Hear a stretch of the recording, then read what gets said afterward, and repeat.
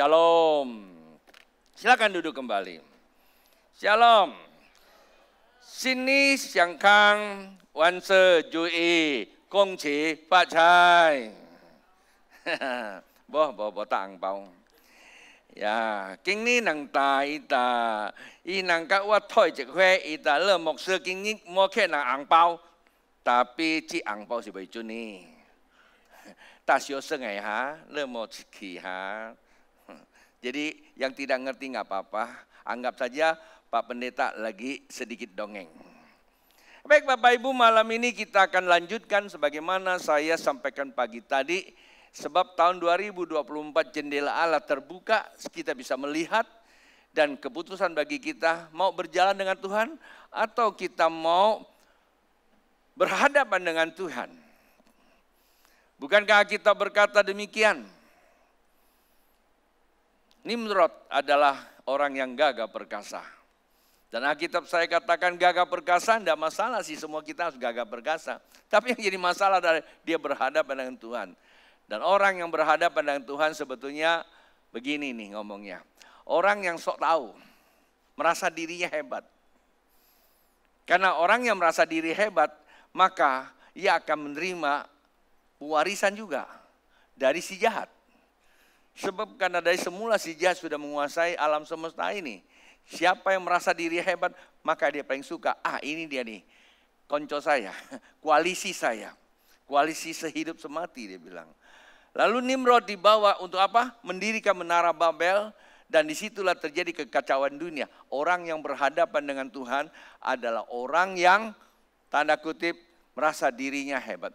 Sebetulnya berhadapan dengan Tuhan dalam pengertian ada dua sih. Berhadapan karena kita merasa tak mampu, sehingga kita bukan berhadapan, tapi kita menyatu dengan Tuhan. Hari ini tema adalah kerapatan dengan perjanjian. Kerapatan perjanjian mewarisi kerajaan. Bilang, kerapatan perjanjian mewarisi kerajaan. Aneh ya namanya, kerapatan. Kerapatan itu ibarat kita punya baju, tenunannya berapa density kerapatan. Berapa kerapatan. Semakin rapat itu semakin baik. Tapi oke lah, gak enak. Biasanya pendeta satu ini suka ngomongnya gak kemana-mana. Kalau di Madura ada satu obat jamu namanya, tapi tidak usah diteruskan. Di Madura ada jamu. Baik Bapak Ibu, karena ini bicara tentang kerapatan perjanjian. Ya, kerapatan perjanjian artinya saking rapatnya dengan perjanjian, maka secara automatically, ya secara langsung itu mewarisi kerajaan. Siapa orang ini? Nah tentu kita butuh firman-Nya. Tapi sebelum kita sama-sama untuk membaca firman Tuhan, ia akan menuntun kita mengerti. Saya suka setiap kali kalau Cynthia ada satu gambar. Nah ini gambarnya, keluar duluan dia. Gambar ini Anda tidak asing sebetulnya. Ada di mana-mana, apalagi kalau ke rumah-rumah angpau itu pasti ada gambar ini. Artinya apa nih gambar ini? Ya sebetulnya ini huruf Tionghoa. Kalau kita yang nggak ngerti ya bilang saja gambar. Ya kan? Gambar itu secara utuh sebenarnya itu gambar rumah. Saya buang satu gambar, sebetulnya itu rumah. Ya rumah ada atap, hubungan Bapa, Anak, Roh Kudus itu atap. Ya karena digambar secara utuh. Kemudian hubungan suami, istri, dan keluarga itu menjadi ke atas. Kalau disambung itu menjadi pentagram atau bintang Daud. Ya, kalau Anda lihat ada bintang Daud, yaitu gambar seperti itu. Oke, saya tidak usah bicara itu. Gambar ini sebenarnya simbol. Huruf Tionghoa itu selalu memakai simbol. Ya, kalau Anda lihat di sebelah kiri itu sebelah sini. Ya, sebelah kiri di kiri, ini huruf menggambarkan Tuhan. Ya, bukan menggambarkan. Ini artinya Tuhan. Sen. Salib, ada orang yang disalibkan. Ya, sebetulnya ini bukan kebetulan. huruf Tionghoa lebih duluan daripada Yesus disalibkan. Kalau Anda baca buku mitologi kuno Tionghoa, itu namanya Chen Shijing, ya. Lao Tzu pernah nulis. Lao Tzu ada itu di abad ke-5 sebelum Masehi, berarti sebelum Yesus lahir. Yesus lahir tahun ke-4 sebelum Masehi. Atau kita konklusikan ke dalam tahun Glogeria itu tahun 1, Masehi maksud saya, itu tanggal atau tahun Januari, ya 1 Januari. Karena kata Masehi itu, ya itu masih perdebatan tanggalnya. Nah ini Sen, ya. Oke, saya tidak mau panjang lebar. Sebelah kanan di situ ada 3 simbol. Yang di atas itu bilangan. Bilangan Tionghoa itu 1 garis itu namanya Wan, nomor 1, ya. Yang segi 4 itu, yang 2 itu, ya ini nih, yang kedua ini namanya Kou, ya situ ada tuh Kou. Itu mulut. Saya bukan ahli bahasa, tapi saya pinjam, ya. Ini Kou, artinya mulut. Kemudian yang di bawah ini Tian. Tian itu taman sebetulnya. Taman itu mewakili apa? Lens, kehidupan atau bumi ini. Ya, Iko Tian, seorang manusia ada di taman atau di bumi. Kalau kita tahu taman itu Taman Eden sebetulnya kan? Taman Eden. Jadi seorang manusia pertama kali tinggal di Taman Eden bernama Adam dan istrinya adalah Hawa. Kemudian Tuhan sertanya, maka disebut apa? Tuhan meletakkan manusia di Taman Eden untuk apa? Diberkati. Anda kalau baca Kejadian pasal pertama ayat 26, 27, Allah membentuk manusia serupa dengan dia. Kemudian 28, beranak cucu, penuhi bumi dan diberkati oleh Allah. Itu namanya apa? Hok. Bilang, Hokia. Nah dari gambar ini saya mau ajak Bapak Ibu melihat Alkitab tentunya. Ya, jadi maksudnya apa? Manakala seseorang hidup bersama Tuhan, itu namanya keniscayaan dalam berkat. Apa sebab? Karena Tuhan katakan begini, Alkitab tulis di dalam Yohanes pasal 10 ayat yang ke-10. Di situ ada 2 alinea. Anak kalimat pertama, iblis datang mencuri, lalu membunuh dan membinasakan. Apa yang dicuri? Tuhan katakan jangan kamu makan buah yang ada di tengah taman ini. Di tengah itu ada 2 pohon, jangan kamu makan buah. Bila mana kamu makan buah, maka engkau akan mati. Kata mati pertama ditulis dalam Alkitab. Sebelumnya kita tidak pernah dengar namanya ada kematian. Tapi Alkitab mencatat kalimat pertama kematian itu ada di Kejadian, di Taman Eden. Dan pada kisah ini iblis datang melalui ular tentunya. Ular itu bukan iblis, tapi ular yang dipakai iblis. Jadi jangan nanti Anda lihat ular lalu bilang itu iblis, ya. Kita tidak enak sama ular. Jadi iblis itu dipakai ular itu dipakai iblis untuk menjebak, namanya tipu, ya, umpan balik. Hebat itu. Iblis itu menggunakan cara yang sama dengan Tuhan. Dia bertanya, dia tidak memberi statement. Ya. Nah, terjadilah sebuah dialog, dia bilang sama Hawa bahwa buah yang ada di seluruh taman ini tidak boleh kamu makan. Ya. Kecuali yang di tengah ini. Rupanya dia akan tes dulu. Ya, biasa orang suka menggunakan tes ini. Hawa bilang tidak. Ya, seluruhnya boleh kami makan kecuali yang tengah. Dia tahu bahwa ular tahu bahwa Hawa itu ngerti. Nah sekarang umpan baliknya. Sebetulnya bukan itu Hawa. Yang benar adalah Tuhan takut. Tuhan tidak mau kamu serupa dengan dia. Sama seperti dia. Tahu yang baik maupun yang buruk. Maka dia larang kamu makan. Tapi pada waktu itu Hawa tertarik. Nah ini dia. Sesuatu yang belum pernah ya dilihat. belum pernah didengar, tetapi disampaikan dengan cara yang baik, menarik itu, karena secara dialog sehingga Hawa merasa nyaman dengan si ular ini. Maka dimakan. Dan begitu makan, maka Alkitab katakan Hawa mati sesungguhnya. Kalau kamu baca secara narasinya. Saya mau tanya, apanya yang mati? Apa yang dicuri, apa yang mati, kemudian apa yang binasa? Kan ada 3, dicuri, mati, dan binasa. Sebetulnya, perhatikan baik-baik, saya jelaskan. Sebetulnya bukan buah itu yang membuat, bukan makan buah itu yang membuat Hawa mati. Bukan buah itu yang membuat Adam mati. Saya simpan dulu kata matinya. Bukan makan buah itu. Tetapi penyebabnya adalah ketidaktaatan perintah. Jangan kamu makan, itu perintah. Itu kebenaran. Firman Tuhan isinya kebenaran. Ya, firman Tuhan, Injil itu kekuatan Allah, dalamnya kebenaran. Artinya setiap perkataan Tuhan, setiap sabdanya Tuhan, itu adalah kebenaran. Jadi yang dicuri adalah apa? Kebenarannya. Harusnya tidak boleh, tetapi ditukar sama setan, maka itulah istilah dicuri. Dan yang dicuri apa? Kebenarannya.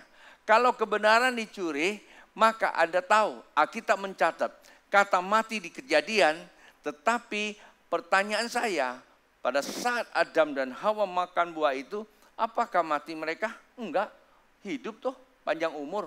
Bahkan di Taman Eden ada yang umurnya sampai 969 tahun, mertuanya Sela. Ya, betul ya? Mertua Sela, 969 tahun. Maksud saya, mertu Sela. Jadi saya presetin aja mertua Sela. Karena Sela tidak ada di sini. Sela itu menantu saya. Kalau mertuanya siapa? Ya saya lah. Oke, guyonan saja. Nah, memang ada yang umur panjang karena mati. Dalam hal ini mati bukan fisik. Ya, mati bukan cara fisik. Yang mati apa? Alkitab mencatat kematian fisik memang ada. Tetapi itu proses alamiah. Kehidupan. Tetapi ada satu kalimat yang sangat bagus dalam kitab. Orang benar, artinya orang benar, orang hidup bersama dengan Tuhan. Berarti orang itu hidup bersama dengan Tuhan. Orang yang hidup oleh apa? Iman. Orang yang hidup bersama dengan Tuhan adalah orang yang hidup oleh iman. Iman tanpa perbuatan pada hakikatnya adalah mati. Jadi yang bisa mati apa? Iman. Artinya, iman harus ada perbuatan. Mengapa?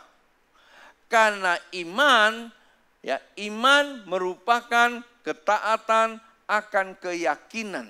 Kata ketaatan itu kata kerja. Kalau tidak taat berarti tak kerja. Kalau tak kerja berarti patung, itu mati. Sesuatu yang tak bergerak namanya apa? Mati. Nah, yang dimaksudkan mati di sini tidak berfungsi. Apa yang tidak berfungsi? Tidak berfungsinya manusia pertama adalah imannya mati. Kenapa iman mati? Dalam keilmuan kata iman ada sistem. Maka sering kali kita dengar ada namanya belief system. Kalau sistem berarti ada rangkaian. Sistem tidak tunggal. Majemuk arti ada rangkaian. Mudah-mudahan Bapak Ibu bisa ngerti saya sedang jelaskan secara mekanismenya. Kata sistem berarti mekanisme, rangkaian. Ada bagian urutan. Nah, belief system itu terdiri dari 3. Pikiran, perasaan, dan tindakan. Namanya belief system. Apa yang kamu pikirkan, itu yang kamu rasakan. Apa yang kamu rasakan, itu juga yang kamu kerjakan. Nah, itulah iman. Kalau kamu pikir, kamu rasakan, tidak kamu lakukan, itu namanya mati. Niscaya, apa yang dapat kamu pikirkan, pasti kamu bisa rasakan. Apa yang kamu rasakan, pasti kamu kerjakan. Kerja ada 2 hal. Pertama, kerja secara intuitif. Yang kedua, secara eksternal. Intuitif itu dirasakan ada reaksi kimiawi tubuh. Ya, takut, gemetar, dingin, panas, ya, kecut. Contoh, Anda kalau saya kasih lihat mangga. Berdasar mangga saya kasih lihat, otak bilang apa? Mangga. Rasanya pasti rasa ya. Itu otomatis tuh, asam, kecut. Lalu apa? Reaksi kimiawi tubuhmu, lidahmu mulai keluarkan apa? Air liur. Sederhana ya, itu namanya apa? Aktif. Tetapi kalau saya kasih lihat mangga, Anda itu tidak ngerti apa-apa.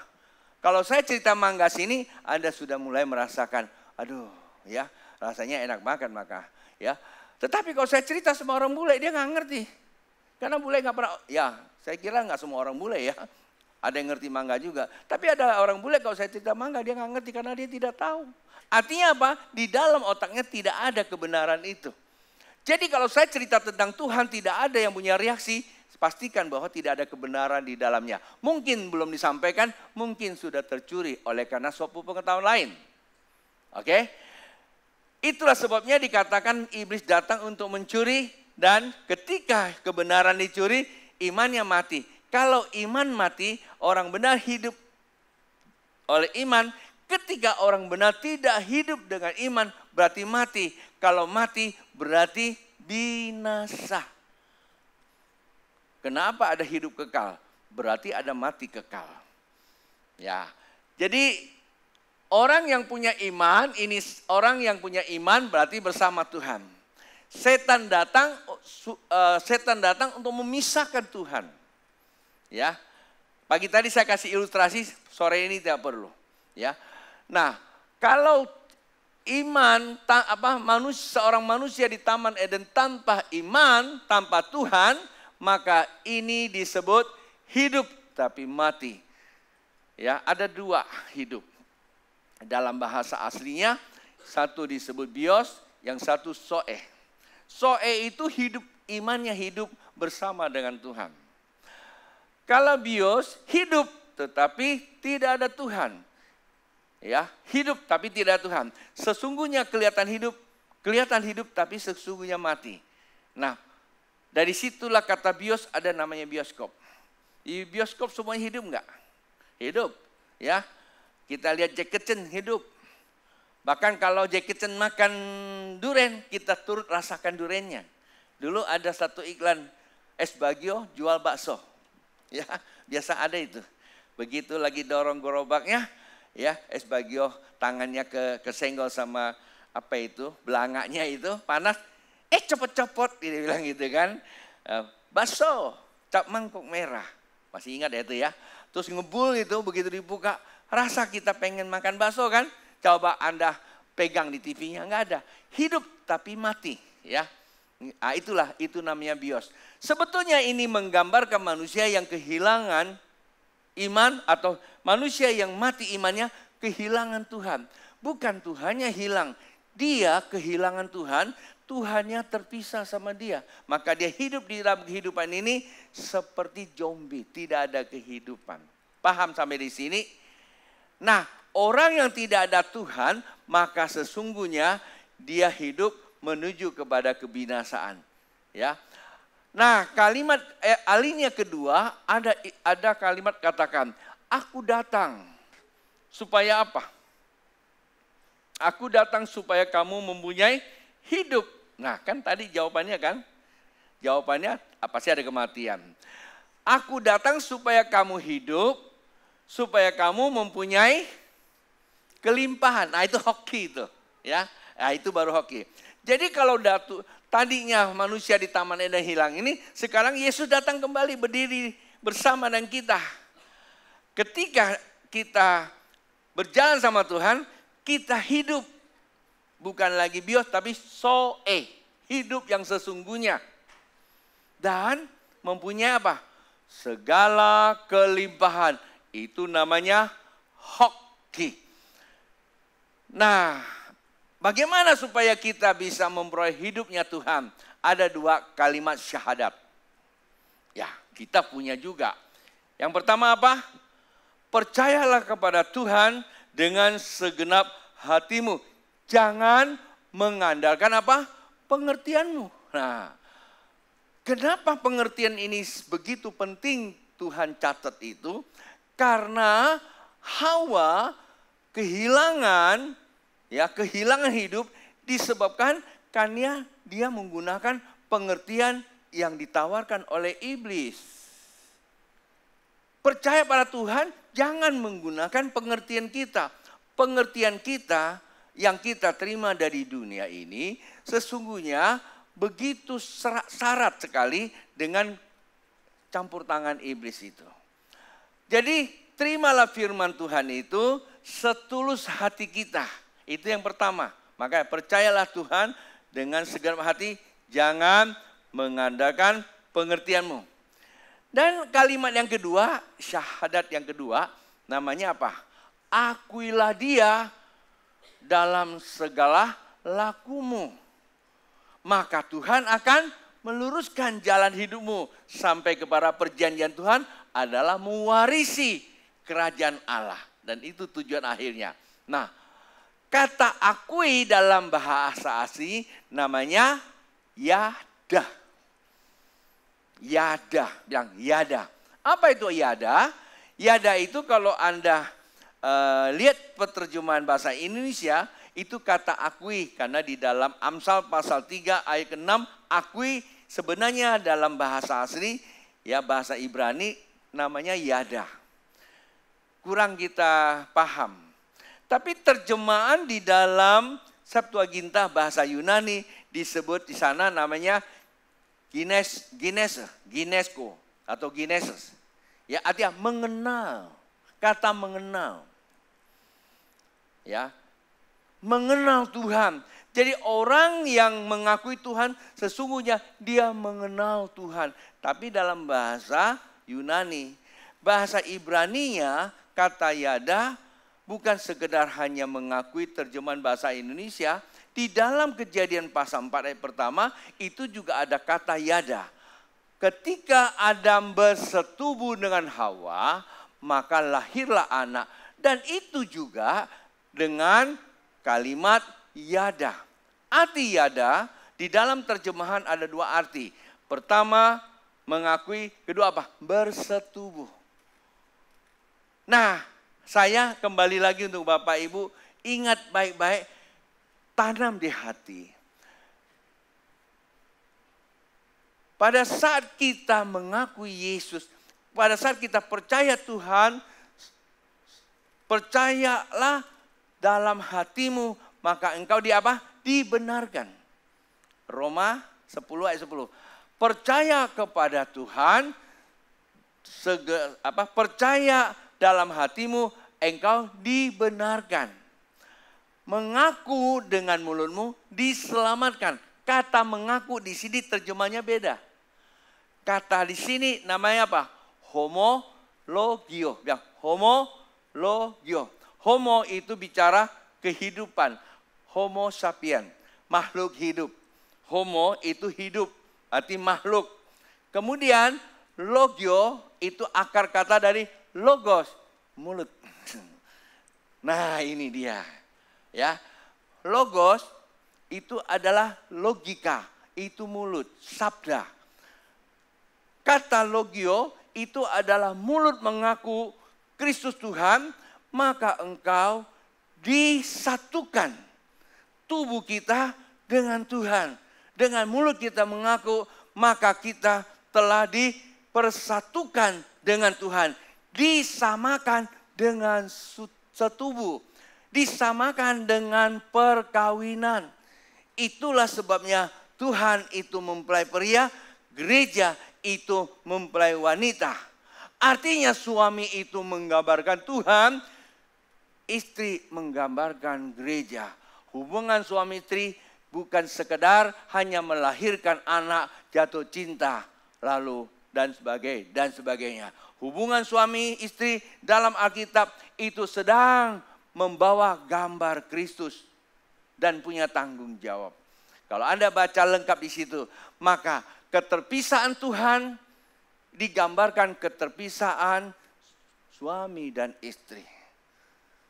Saya tidak berpanjang lebar di sini, tapi saya kembali kepada satu kata, yaitu adalah mulut. itu sangat amat penting. Maka apa yang kita ucapkan di hadapan Tuhan itu dimeteraikan oleh Roh Kudus. Dan apa yang dimeteraikan Roh Kudus tidak dapat dipisahkan. Barang siapa sengaja memisahkan, sesungguhnya dia sedang mendukakan Roh Kudus. Barang siapa yang mendukakan Roh Kudus, maka kepada dia akan menerima apa? Menerima hukuman kekekalan. Kalau bahasa literalnya dosa kekal. Tapi sebenarnya maknanya adalah apa? Masuk neraka. Tanpa Tuhan masuk neraka. Perceraian sama masuk neraka juga. Halo? Bisa paham nggak? Nah, sampai di sini dulu. Ini gambar yang saya jelaskan. Nah, turunkan satu lagi, kita akan bahas teksnya. Siapa yang memiliki berkat yang sama dengan apa yang kita bahas bersama dengan huruf hok ini? Siapa yang punya hok ini? Siapa yang punya kerapatan dengan kerapatan perjanjian Allah mewaris kerajaan? Ya, kita lihat ayatnya di sini. Saya menggunakan huruf ini sebagai latar Bapak Ibu. Saya berharap Bapak Ibu bisa mengikuti. Menjadi dasar pemikirannya pasti ada rujukannya. Rujukannya adalah Alkitab. Perhatikan baik-baik, saya gunakan teks per teks. Dan konteksnya, ya, perhatikan.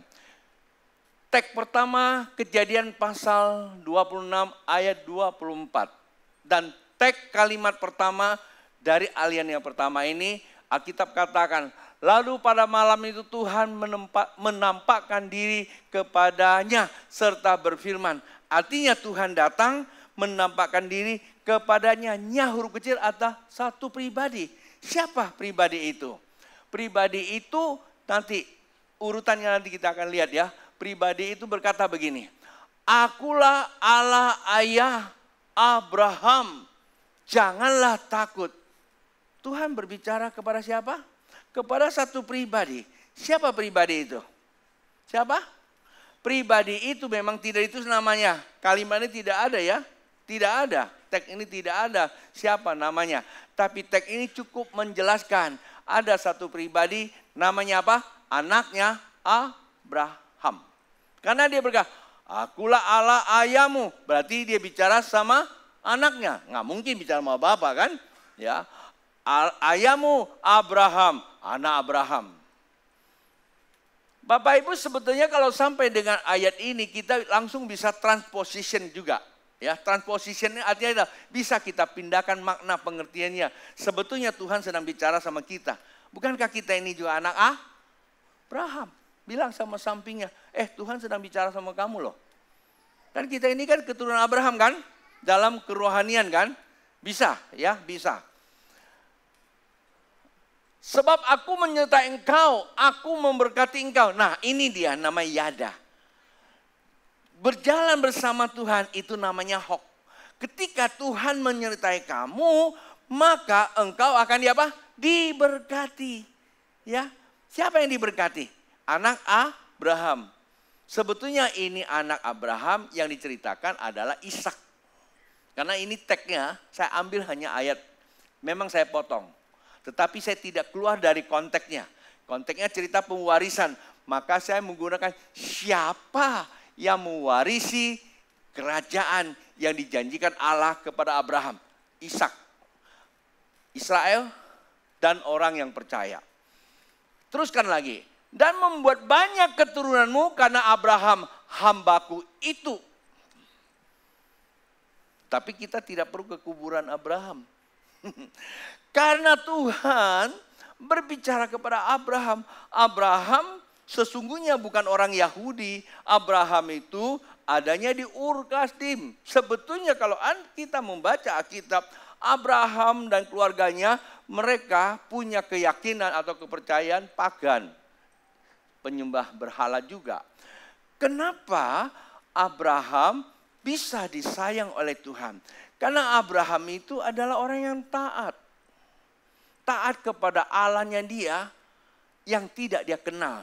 Pada saat waktu Abraham datang kepada Allah, Yahweh, dia percaya, maka kepada dia kepercayaan diperhitungkan sebagai dasar iman.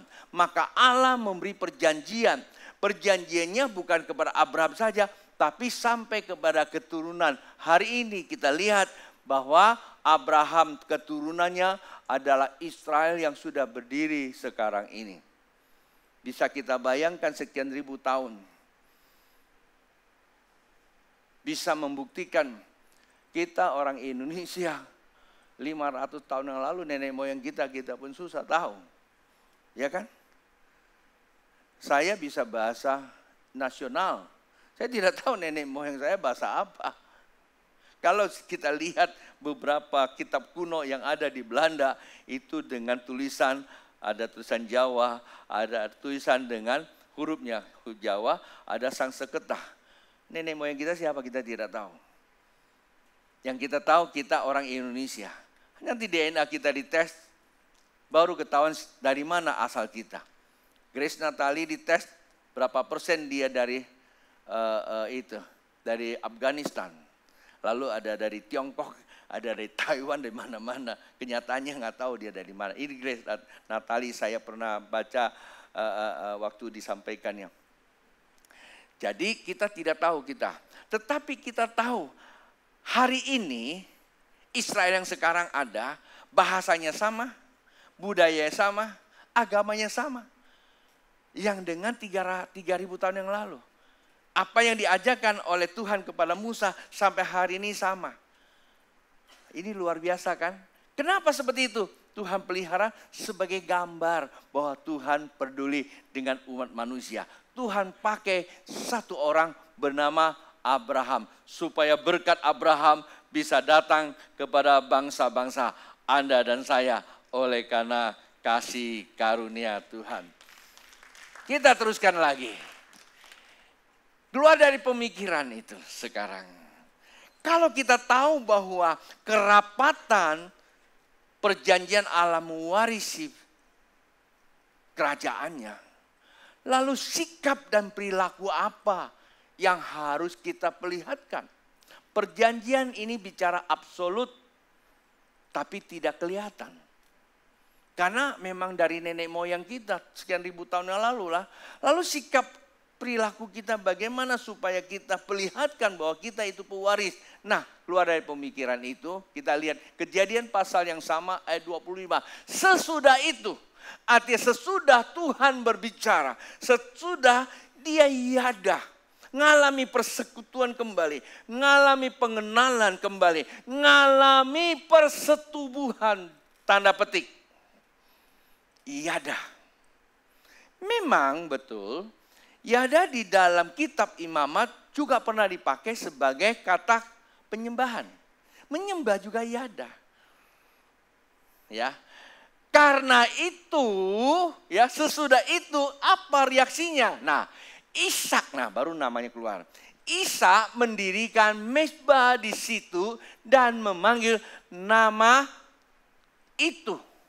Nama Tuhan. Tuhan ini sebetulnya adalah Adonai. Ya. Yahweh. Sebenarnya Yahweh itu nama yang sudah ada vokal. Dari Alkitab sebenarnya Yehovah. Artinya nama huruf mati. Yehovah atau Yahweh sebetulnya juga bukan nama Tuhan itu sendiri. Kita tidak permasalahkan. Ya. Karena Tuhan itu nggak punya nama. Tuhan itu adalah aku. Ya. Jadi Tuhan itu aku ada karena memang aku ada. Ehe asya ehe. Bahasa aslinya ya. Saya cuma tiru-tiru aja. Salah ampuni saya. Ya, tapi ya tidak salah-salah banget lah ya bahasa Ibrani. Ehe ya asya ehe. Waktu kami sekolah kita begitu. Arti itu Adonai. Maka ada istilahnya Syama Israel. Syama Israel. Ya kan? Adonai Eloheinu, Adonai Ehad. Artinya Syama, dengarkanlah bangsa Israel. Ya kan? Adonai adalah Tuhan. Ya, Eloheinu adalah Allah yang maha besar. Adonai Ehad. Adonai itu tunggal. Allah itu satu. Sama kayak saudara kita juga. Tidak ada Allah lain, hanya satu. Oke, selesai. Mendirikan mezbah, memanggil. Kata Allah itu memang disembah dengan memanggil. Ya, maka ada nyanyian. Allah kuasa melakukan segala perkara. Allahku maha kuasa. Waktu kita ucapkan, katakan, lalu apa yang terjadi? Waktu Anda katakan, apa yang terjadi? Hah? Bingung kan? Saya akan kasih satu kata. Monas. Tahu Monas? Lalu apa yang terjadi? Anda sedang berpikir tentang Monas kan? Bisa gambar Monas gak? Bisa. Langsung lihat Monas kan? Ada di pikiranmu. Sebenarnya katakan untuk kita pikirkan. Waktu bilang Allah kuasa melakukan. Mulai pikiran ini terarah kepada apa? Sang ilahi. Itu namanya apa? Kerapatan. Tapi kalau saya bingung, kita bilang Allah kuasa melakukan. Yang ini mati musik. Bukan kerapatan, itu kerepotan. Coba kalau saya main gitar, sambil nyanyi saya urusin saya, itu repot banget itu. Ya, bisa nyanyi salah kan? Jadi kalau saya main musik, saya bisa main lepas dengan feeling, perasaan, kemudian saya terarah kepada Tuhan. Itu namanya kerapatan. Nah, kerapatan tersebut ya, inilah yang disebut penyembahan. Nah, akan memanggil. Katakan, pikirkan, rasakan. Jiwa melekat kepada Tuhan, roh itu menyembah. Jiwa melekat kepada kebenaran Bapak Ibu, itu yada. Maka roh kita ini bersetubuh, bersekutu dengan Roh Kudus. Di mana? Bukan jauh, tapi dekat. Saat waktu kita berpikir tentang kebenaran, saat roh itu ada di dalam batin kita. Kalau roh itu ada di batin kita, reaksi kimiawi tubuh kita itu bisa merasakan getaran-getaran kasihnya. Kadang-kadang kalau saya menyembah, itu seperti ada yang memeluk saya. Seperti ada yang mengenakan jaket buat saya. Ada terlalu banyak. Saya ini bukan pengajaran, tapi ini pengalaman saya. Jangan nanti saya ngomong gitu, Anda tunggu, mana jaketnya Tuhan? Bukan, masing-masing punya passion untuk mengalami hadiah Tuhan secara fisik. Karena bisa keluar air mata. Reaksi tubuh kita bisa gemetar. Nyanyian kita semakin lancar. Yang tadinya nyanyinya serak-serak, agak terhambat. Padahal lama-lama kita ngalir. Perhatikan Bapak Ibu. Waktu kita pikir, kita sedang berhubungan dengan Tuhan kebenaran. Waktu kita rasa, kita sedang menarik. Sering saya menggunakan istilah di dalam main teknologi, itu disebut kita sedang mengcoding.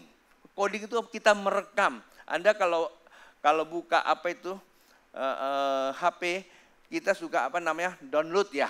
Itu sedang menarik ke dalam hati kita. Kalau udah di dalam hati kita, berarti apa? Dia ada dalam hati. Kalau kita ngomong keluar, waktu kita shalom, waktu kita ngomong sesuatu, ini ada kuasa itu keluar. Kendati pun mungkin mereka jauh di sana, ada di seberang lautan, di ujung sana. Waktu kita bicara, mereka bisa merasakan. Karena ada kuasa mengalir ke situ. Kenapa kita bicara tidak ada kuasanya, setan juga tidak keluar? Persoalan cuma satu. Pikirannya tidak fokus. Kalau pikiran kita fokus, maka kita bisa menarik. Nah, maka itu penyembahan sesungguhnya adalah hubungan pikiran, perasaan, dan tindakan. Memasang kemahnya di situ, lalu hamba-hambanya menggali sumur di situ. Kata menggali sumur berarti ada sebuah reaksi, ya. Ini reaksi kimia tubuh, pasti ada berkat. Karena itu, nah ini mantap ini.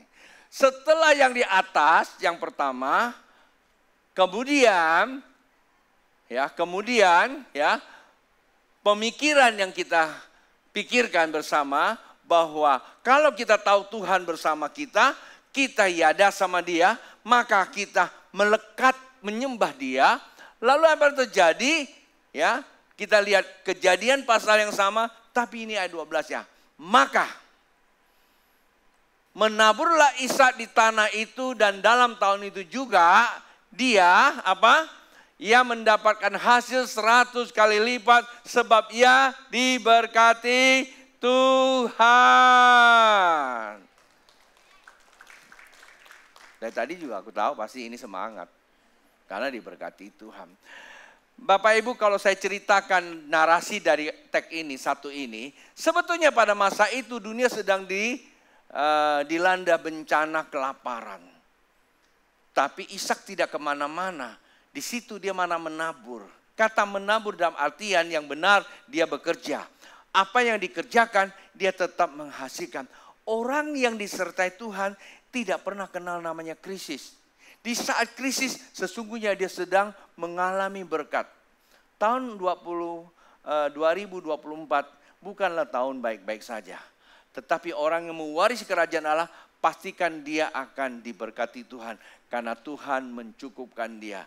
Itulah sebabnya pada saat itu dicatat di dalam 1 Samuel pasal 10 ayat yang ke-6 dan ke-7. Bila mana roh Allah berkuasa atasmu, maka engkau akan kepenuhan seperti orang lain. Dan apapun yang didapatkan tanganmu, kerjakan saja, Allah menyertai. Saya punya pemahaman begini Bapak Ibu.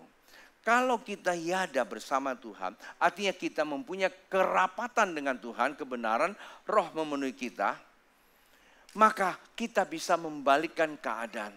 Ingat, hitungan kita nggak pernah selesai. Apa yang kau kerjakan pasti mendatangkan berkat. Bicara kita menjadi berkat. Tindak laku kita jadi berkat. Berdiri kita pun jadi berkat Bapak Ibu. Benar ya, dimanapun kita berada ada magnet menarik orang datang kepada kita untuk berjumpa dengan Tuhan. Itulah dikatakan kebenaran. Dan itulah dikatakan generasi pewaris kerajaan. Kesimpulan, pemusik boleh ke atas. Mari bangkit berdiri. Kesimpulan berarti selesai kan? Kita sama-sama ya, lihat teks ini. 2, 3. Ketika jiwa merapat dengan perjanjian Allah, maka roh menyembah Bapa dalam Roh Kudus. Karena itu menaburlah dalam perjanjiannya, yaitu apapun ditaburkan akan menuai hasilnya. Sing ni yang kang tuatan cai kilai. Bilang diberkatilah orang yang percaya. Itu namanya apa? Hok kilai. Ada lagu Tionghoa. Tapi saya tidak terlalu menyarankan sih. Cai sin tao apa? Roh rezeki. Sebetulnya ada nggak sih roh rezeki? Ini menjadi perdebatan. Tapi saya lebih suka rezeki datang dari Tuhan. Tapi cai itu rezeki. Sin itu roh. Ya. Biasanya di KG kita tengking juga cai sin. Dianggap itu berhala. Aku bingung juga ya. Tapi tidak usah dinyanyikan lagu ini. Karena sampai hari ini perdebatan. Jadi sebetulnya cai juga ada sin. Dulu kami di rumah ada cai sin juga. Gak enak kalau ceritain ya. Sebetulnya semua kekayaan, semua harta itu datang dari Sang Ilahi, Allah semesta alam. Rezeki datang karena Tuhan, sehat karena Tuhan, sukses karena Tuhan. Segala sesuatu Tuhan yang memberikan. Datang dari Tuhan, untuk Tuhan, bagi kemuliaan Tuhan.